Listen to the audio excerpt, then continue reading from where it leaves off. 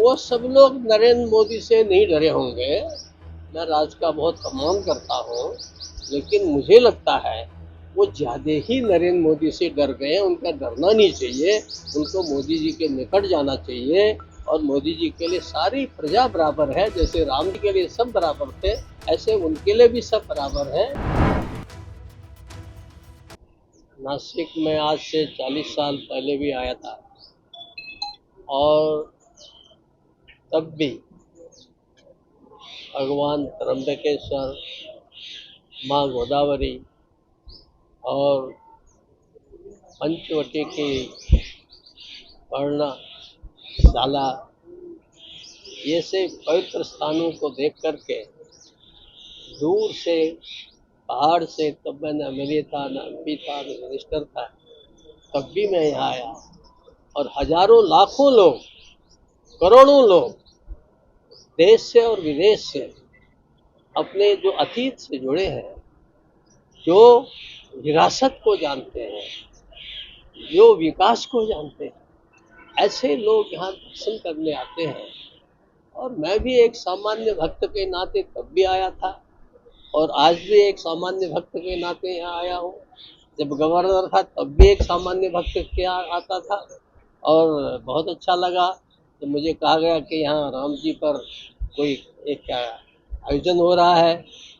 मैं आयोजन करता हूँ कोई जानता नहीं था, पर राम जी की प्रेरणा तो अंदर में रहती है, तो उनकी आज्ञा से यहाँ आया। और अपना भाषण कम, जो मुख्य वक्ता थे उनका भाषण ज़्यादा सुना और खूब आनंद आया। और मैंने यही निवेदन किया, और यहाँ के इतने हमारे कर्मठ कुशल मुख्यमंत्री हैं, तो मैंने कहा कि उनसे आप कहिए कि जैसे अयोध्या कॉरिडोर बना है, मैं वर्षों बाद इस बार अयोध्या गया तो एक अलग ही आनंद आया। पिछली बार वर्षों बाद काशी गया तो एक अलग ही आनंद आया। तो मैंने कहा अगर मुझे 2-4 साल जिंदा रहना हो और अगली बार आओ तो मुझे उससे ज़्यादा आनंद आना चाहिए। ये मेरी भावना है, और इसी नाते यहाँ से आया। आप सबसे भेंट होगी। धन्यवाद। महाराज, राजनीति को छोड़ के, हाँ, संघ का एक जो वर्षों में प्रोग्राम हुआ था, उस प्रोग्राम में कई सारी हस्तियां भी आई थी, बॉलीवुड की भी हस्तियां आई थी, सलमान खान भी उसमें शरीक हुए थे। लेकिन यहाँ के जो नेता है मनसे के राज ठाकरे, उन्होंने उस पर आपत्ति जताई है। उनका कहना है कि संघ के प्रोग्राम के लिए नहीं आए थे, ये नरेंद्र मोदी जी के डर की वजह से ये लोग अभी संघ से जुड़ रहे हैं। नहीं, वो सब लोग नरेंद्र मोदी से नहीं डरे होंगे। मैं राज का बहुत सम्मान करता हूँ, लेकिन मुझे लगता है वो ज़्यादा ही नरेंद्र मोदी से डर गए। उनका डरना नहीं चाहिए, उनको मोदी जी के निकट जाना चाहिए। और मोदी जी के लिए सारी प्रजा बराबर है। जैसे राम जी के लिए सब बराबर थे, ऐसे उनके लिए भी सब बराबर है।